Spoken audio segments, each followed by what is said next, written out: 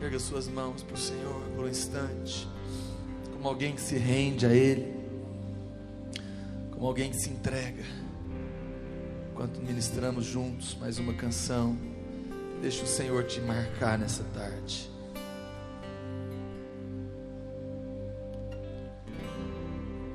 Contemplo tua vinda sobre as colinas e as montanhas. Vem ao meu encontro, meu amado me capturou. Contemplo tua vinda sobre as colinas e as montanhas.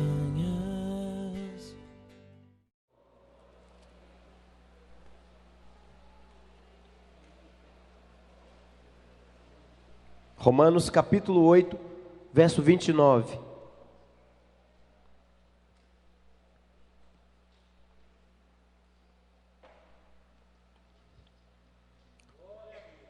A palavra diz: portanto, aos que de antemão conheceu, também os predestinou para serem conformes à imagem de seu Filho, a fim de que ele seja o primogênito entre muitos irmãos.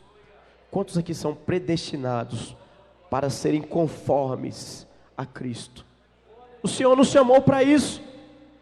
Pastor, então o que eu preciso fazer? Você precisa entrar na forma. Precisa entrar na forma. Muitos aqui que fizeram cursão, estudaram uma matéria chamada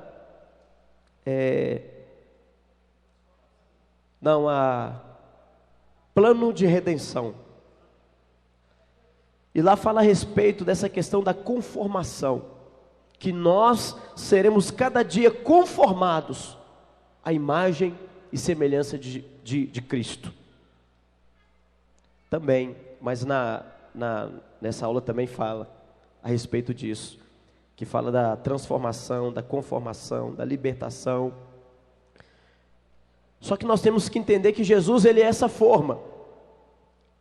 E eu e você somos essa massa desse pão que vai ser colocado dentro dessa forma. E muitas vezes, para poder entrar nesse padrão, vai ter que tirar muita coisa da sua vida. Outros vão ter que acrescentar, vai ter que colocar mais ingrediente, vai ter que colocar mais realidade, até ficar dentro do padrão, até o dia que o nosso corpo for glorificado, quando nós encontrarmos com o Senhor. E eu quero dizer uma coisa: só pode ser conformado, só pode se tornar a imagem e semelhança de Cristo alguém que é inconformado com esse mundo, alguém que é inconformado com o padrão das trevas. E Paulo diz: não vos conformeis, não aceite, não seja igual, não aceite esses padrões deturpados do mundo na sua vida cristã, na sua maneira de viver, na sua maneira de proceder. Não aceite. Viva uma vida santa, viva um relacionamento santo, desenvolva um ministério santo para o Senhor. Seja diferente das pessoas do mundo, seja diferente. Mas quantas vezes você quer trazer o padrão de fora, você quer colocar isso dentro da sua vida, dentro da igreja? Você quer trazer o Egito junto com você, as coisas do mundo junto com você, e você quer administrar isso na sua vida, você quer administrar isso na sua célula, você quer administrar isso nas suas escolhas, nas suas decisões. É preciso haver essa transformação, é preciso haver, querido. Eu estava dizendo ontem, não quer dizer que você veste uma camisa dos radicais livres, isso não quer dizer que você é um radical livre. Fazer parte de uma célula também, da rede dos radicais livres, não quer dizer que você também é um radical livre. Porque ser um radical livre não é simplesmente fazer parte de um movimento e vestir uma camisa, não. É ter uma atitude diferente. É ter uma vida diferente. Se existe alguém que foi realmente um radical, que passou por essa terra, foi Jesus Cristo. Ele é o padrão dos radicais livres. Ele é o nosso alvo. Ele é aquilo em que nós queremos nos tornar. Queremos ser igual a Ele. Mas se nós aceitarmos esses padrões do mundo na nossa vida, se nós nos conformarmos com essas coisas do mundo, isso não vai acontecer nas nossas vidas. Sabe, querido? Não se conforme, mas se transforme. Renove a sua mente, renove o seu entendimento, para que você experimente a vontade plena de Deus na sua vida. E como que é essa vontade? Diga comigo: boa, agradável e perfeita. Só que não é a sua vontade, mas é a vontade de Deus. Talvez nesse seminário você falou assim: pastor, mas eu não tenho vontade de fazer a corte, eu não tenho desejo de fazer a corte. Tá, mas qual é a vontade de Deus para a sua vida? Qual é o desejo dele para a sua vida? Sabe, querido? Entenda isso. Entenda a vontade de Deus versus a vontade do homem. Entenda o padrão de Deus versus o padrão do mundo. Porque não tem nada a ver um com o outro. Não tem nada a ver. E quantas vezes nós começamos a nos conformar com as coisas do mundo na nossa vida? Quantas vezes? A maneira em que nós fazíamos, queremos fazer de novo. Nós não passamos por uma transformação plena e completa em nossas vidas. Talvez começando lá dentro da sua casa. Talvez começando lá dentro da sua célula. Talvez é na sua escola. Talvez no seu trabalho. Eu quero dizer uma coisa para você, querido. Eu quero experimentar a vontade plena de Deus na minha vida. Eu quero a vontade plena de Deus para a vida dos jovens de Belo Horizonte. Mas eu não posso querer isso sozinho. Não posso. Não posso. É preciso cada um de nós tomarmos uma decisão. É preciso cada um de nós nos posicionarmos. É preciso cada um de nós pegar todas essas palavras, tudo que foi ministrado, tudo que foi falado e colocar isso como prática de vida. É preciso fazer essa avaliação do que é ser um radical livre, do que é ser parte desse projeto, tirar suas conclusões. Porque depois você vai falar assim: ah, mas ninguém me falou. Ah não, ninguém tinha me falado desse negócio de corte. Ah, ninguém tinha me falado que é assim. Ah, ninguém tinha me falado que tem que ir para uma célula. Deixa eu falar uma coisa para você, querido. A proposta para cada um de nós é uma proposta em que a mesma cruz que Jesus levou, nós também temos que levar. E quando nós tomamos a cruz, nós não perguntamos o que é que tem que ser fazer. Nós simplesmente fazemos. Nós simplesmente cumprimos. Nós simplesmente obedecemos. O Senhor nos chamou para obedecer a sua palavra. O Senhor nos chamou para obedecer o seu chamado. Mas enquanto nós estivermos aprovando as coisas do mundo, achando as coisas do mundo normal, comum, nós nunca vamos rejeitar o mundo completamente.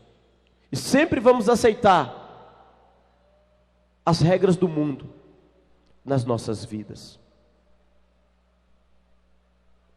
E eu quero dizer uma coisa para você: a nossa carne só inclina para isso. A carne, ela não inclina para nada que presta, sempre inclinando para o mal, sempre puxando para o pecado, sempre puxando você para baixo. Mas eu quero dizer uma coisa para você: o próprio apóstolo Paulo diz: olha, não vos embriagueis com vinho, em que há contenda, em que há dissolução. Não fique embriagado com as coisas desse mundo. Não fique embriagado com as coisas passageiras, com as coisas momentâneas, com aquilo que não tem valor eterno para as nossas vidas. Mas ele diz: mas enchei-vos do Espírito Santo. Seja cheio do Espírito Santo de Deus. Eu confesso para vocês, eu amo o mover de Deus. Eu amo ver Deus fazer o que Ele está fazendo nessa conferência. Mas eu não quero que isso venha acabar. Eu não quero que tudo isso que tem acontecido aqui seja algo que acontece simplesmente numa conferência para jovens, não. Mas eu quero ver esse mover de Deus todos os dias da minha vida. Eu quero ver esse mover de Deus lá na minha célula. Eu quero ver esse mover de Deus lá no meu discipulado. Eu quero ver esse mover de Deus lá na minha escola. Sabe por quê, querido? Porque eu creio que assim outras pessoas serão tocadas pela glória de Deus. Eu respeito muito os outros movimentos, mas eu entendo, querido, que para atrair as vidas, para ganharmos vidas, não é necessário você ficar inventando muita moda, fazendo muita coisa. Eu creio que a glória de Deus é o suficiente para atrair o homem sedento, os jovens sedentos que estão lá fora. Eu creio que a glória de Deus na sua vida, a seriedade, um caráter transformado, uma mente renovada, é o suficiente. É o suficiente. Deus tem feito tantas coisas no nosso meio, tantas coisas. Nós estamos fazendo essa primeira conferência, mas nem culto de jovens nós ainda não temos, um culto específico, porque eu creio que o nosso culto de domingo, a celebração de domingo também é o culto dos jovens, amém? E Deus tem feito tanto no nosso meio, e vai continuar fazendo. Vai chegar a hora que nós vamos ter, mas sem culto, nós estamos ganhando jovens para Jesus. Sabe por quê? Porque lá na célula tem mover de Deus. Porque na vida dos jovens precisa haver mover de Deus. Já há 4 meses que nós estamos orando e clamando por essa conferência, todos os dias. Todos os dias. É muito bom ver Deus movendo. Mas eu estava falando com alguns líderes: olha, tem 4 meses que nós estamos orando. Tem 4 meses que todas as semanas nós temos uma vigília e colocando essa conferência diante do Senhor. Essa conferência foi regada com oração, com jejum, com o preço que foi pago pela vida dos jovens. Nos preparando para essa conferência com tantas dificuldades. E o Senhor tem nos abençoado. O Senhor tem nos visitado. As células cada dia têm crescido. Tem célula que em 3 meses se multiplicou quase 5 células. Querido, se isso não é mover de Deus, isso é o quê? Isso é mover de Deus. Mas eu entendo que para sustentar esse mover de Deus, nós não podemos perder o foco de cumprir a vontade de Deus, renovando o quê? A nossa mente, renovando o nosso entendimento, e não aceitando aquilo que é do mundo, não aceitando os princípios do diabo, de Satanás para as nossas vidas. Muitos querem servir a Deus, mas querem ainda continuar aceitando os padrões do mundo, governado por Satanás, aceitando as setas do diabo. Isso acaba sendo traduzido em quê? Atitude, prática, pecado na vida dos jovens. Houve um momento aqui nessa conferência, nós estávamos cantando uma música a respeito do amor de Deus. Eu vi que no início muitos jovens estavam tendo dificuldade de desfrutar desse amor, de entrar nesse ambiente de amor, de ser acolhido pelo Senhor, por causa da acusação do diabo, por causa de pecados, por causa de pensamentos, por causa de setas na vida dos jovens. E quantos jovens só experimentam o que nós estamos experimentando aqui, quando tem uma conferência, uma vez no ano. Só experimenta mover de Deus quando ele sai do ambiente dele, ou quando ele sai da igreja dele. Isso é triste. Isso é triste. Sabe por quê, querido? A palavra do Senhor diz que o fogo ele deve continuar ardendo sobre o altar. Fala para o irmão que está do seu lado: o fogo deve continuar ardendo no altar da sua vida. Sabe? Mas tem pessoas que não estão habituadas a viverem esse mover e ficam comendo das migalhas que caem da mesa. Não se assentam na mesa para se fartar da abundância de pão. E hoje eu posso dizer, como uma certa mulher chamada Noemi, ela virou para suas noras e disse: olha, eu vou voltar para a minha terra. Sabe por quê? Lá Deus está visitando aquela terra, lá tem abundância de pão. E eu vou dizer para você, querido, nesses dias tem havido abundância de pão no nosso meio. Tem havido isso. E quem está faminto vai vir. Quem está com sede vai vir. Mas a grande questão é: nós vamos ter pão para essas pessoas? Nós vamos ter alimento para essas pessoas? Nós vamos ter cuidado, consolidação, encargo com essas pessoas? Porque muitas vezes o padrão do mundo dentro da nossa mente é que nós devemos cuidar simplesmente de nós mesmos. É que eu devo ter simplesmente para mim mesmo, que eu não tenho que me importar com o outro. Sabe, querido, nós reprovamos esse pensamento e nós queremos compartilhar. Por que nós fomos nas outras igrejas convidar os irmãos para estar conosco? Porque nós queremos compartilhar o mover de Deus que está sobre as nossas vidas. Compartilhar. Olha, Deus tem feito. Venha receber conosco. Venha ser cheio conosco. Sabe, querido? Mas eu quero dizer uma coisa para você. Para sustentar esse mover de Deus, precisamos amar a Deus. Precisamos amar a Deus. Mas para amar a Deus eu tenho que fazer uma escolha. Ou eu amo a Deus, ou eu amo o mundo. Ou eu amo o Senhor, ou eu amo as coisas desse mundo. O apóstolo João diz: filhinhos, não ameis o mundo, e nem aquilo que no mundo há. Sabe por quê, querido? Não tem como você amar o mundo e amar a Deus ao mesmo tempo.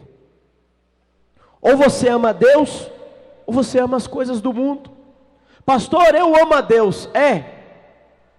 Eu quero dizer que você será checado nisso. Quando falamos que amamos a Deus, nós somos checados. Inclusive, quando nós estamos vivendo um grande mover de Deus. Então nós entendemos que o mover de Deus é fogo, que expõe, que mostra aquilo que é verdadeiro. Porque se você ama aquilo que você ama, você também prioriza. Aquilo que amamos, nós também priorizamos. O momento que você chega, ou a hora que você chega, seja na célula, seja no culto, seja na conferência, traduz se você ama ou se você não ama. Se você é aquela pessoa que sempre chega atrasada, sempre chega no final, é o sinal que você não ama, porque quem ama não quer partes, quem ama não quer simplesmente o fim, quem ama quer tudo, quer participar de tudo, quer estar envolvido em tudo, quer fazer tudo, quer servir em tudo. Agora muitos não priorizam. Estava chegando a conferência, nós já estávamos indignados, porque nem os nossos líderes daqui de Belo Horizonte tinham feito a inscrição para a conferência. Isso mostra o quê? Isso mostra conformismo. Porque o que se diz aí fora é que o brasileiro deixa tudo para a última hora. Aí o que acontece? Nós nos acostumamos a ouvir isso. Olha, isso é normal, isso é comum, isso é assim mesmo. Não, não tem que ser assim. Isso precisa ser mudado, porque o padrão de Deus não é assim. Deus nunca chega atrasado. Deus nunca deixa nada para a última hora. Deus nunca é pego de surpresa. Esse deve ser o nosso padrão, querido. Eu quero dizer uma coisa para você. Para aceitar o padrão de Deus, para ter essa mente renovada, é preciso nos arrependermos. É preciso nós mudarmos de postura. Vou dizer uma coisa para vocês. O Senhor fez muito no meu ministério nesses 4 meses. Estava pensando se alguma outra época aconteceu algo tão explosivo na minha vida. E não. Estava avaliando, não é que coisa tremenda. Mas aí você vai perguntar, pastor, mas vocês fizeram de tudo? Vocês se deram ao máximo? Não. Acho que não houve tanta mobilização assim. Mas isso é o Senhor mostrando, olha, se vocês jovens se comprometerem, envolverem a vida de vocês, eu posso fazer muito mais. Sabe? Ele pode fazer muito mais. Muito mais. E nós começamos o ano falando que o Senhor nos daria nesse ano de 2011, 500 jovens aqui na Videira de Belo Horizonte. Pastor, isso é loucura, isso não acontece em lugar nenhum. Eu quero dizer para você que acontece. Já aconteceu em outros ministérios, e isso é possível acontecer conosco. E Deus nos provou. Deus nos provou que é possível. Que é possível. Que é possível. Eu quero dizer uma coisa para você. Para glorificar o nome do Senhor, nós vamos conseguir. Nós vamos alcançar o nosso alvo. Mas eu quero dizer uma coisa para você, querido. É preciso mudar. É preciso entender que há o padrão do mundo. E nós precisamos rejeitar essas coisas. Rejeitar esses padrões. Eu tenho que converter os meus pensamentos aos pensamentos de Cristo. A minha maneira de pensar, a minha maneira de valorizar, ela deve ser mudada. Porque tem pessoas que só pensam no fracasso. Pessoas que só pensam na derrota. Que não vão conseguir, que não vai dar certo, que esse alvo é grande demais, que nós precisamos de mais tempo. Deixa eu dizer uma coisa para você, querido. O querer e o realizar é do Senhor. Nós somos somente um canal nas mãos dele. Sabe? Hoje a sua célula pode ter ali 2, 3, 4. Mas daqui um mês, essa célula pode estar multiplicando. Hoje talvez lá na sua igreja não tem tantos jovens. Ah, pastor, lá na nossa igreja só tem 30, só tem 40. Mas deixa eu dizer para você, mês que vem pode ter 100. Mês que vem pode ter 200. A grande questão é como nós vamos conduzir esse mover de Deus, para que isso seja realidade, para que isso seja algo verdadeiro nas nossas vidas. Entenda isso. E hoje, eu creio que a geração dos jovens vão ser responsável por grande parte do mover de Deus nas igrejas. Eu quero dizer uma coisa para você, essa conferência aqui é um novo marco na história da nossa igreja, pelo fato de ser a primeira, pelo fato de acontecer nesse tempo, pelo fato de acontecer nesse momento profético em que nós estamos vivendo, em que grande grandes homens de Deus vieram aqui e profetizaram a meu respeito e a seu respeito. Pastora Luísa veio, pastora Márcia veio, pastor Ricardo veio, pastor Marcelo veio, agora veio o pastor Naô. Eu quero dizer uma coisa para você: esse é um tempo profético, esse é um tempo de Deus para nós, essa é a nossa hora. Tudo que eu tenho a dizer para você, que não é daqui de Belo Horizonte, leve essa chama para a sua igreja. Fala para o irmão que está do seu lado: leve essa chama, leve essa tocha para a sua igreja. Faça isso. Deus vai mover lá na sua igreja local também. Deus vai mover lá na sua cidade também. Só que Ele precisa de um canal aberto para Ele usar, para Ele poder trabalhar.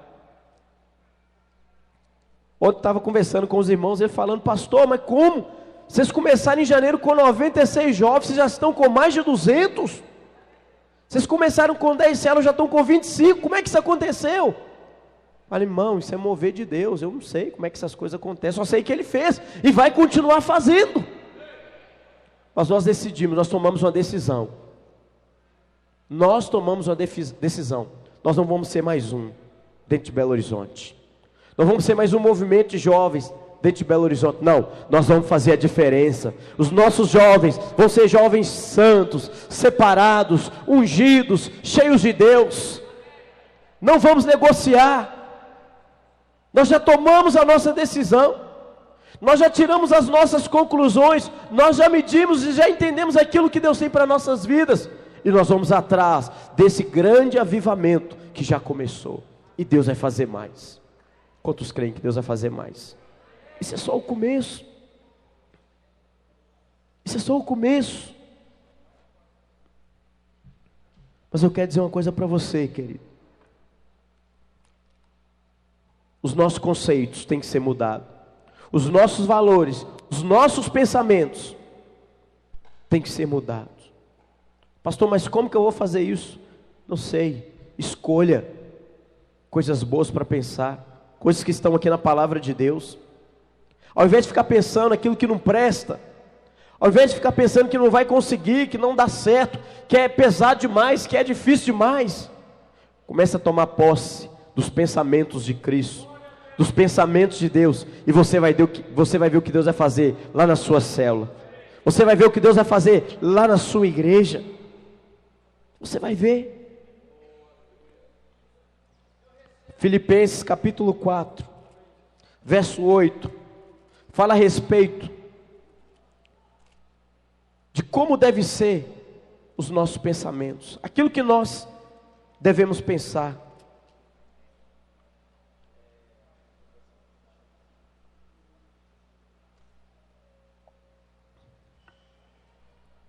Filipenses capítulo 4, verso 8 diz assim: finalmente, irmãos, tudo que é verdadeiro, tudo que é respeitável, tudo que é justo, tudo que é puro, tudo o que é amável, tudo que é de boa fama, se alguma virtude há, se algum louvor existe nisso, seja isso que ocupe o vosso pensamento. Amém? Diga comigo: tudo que é verdadeiro, tudo que é respeitável, tudo que é justo, tudo que é puro, tudo que é amável, tudo que é de boa fama, se há alguma virtude, se há algum louvor, isso deve ocupar os meus pensamentos. É isso que você deve pensar, querido.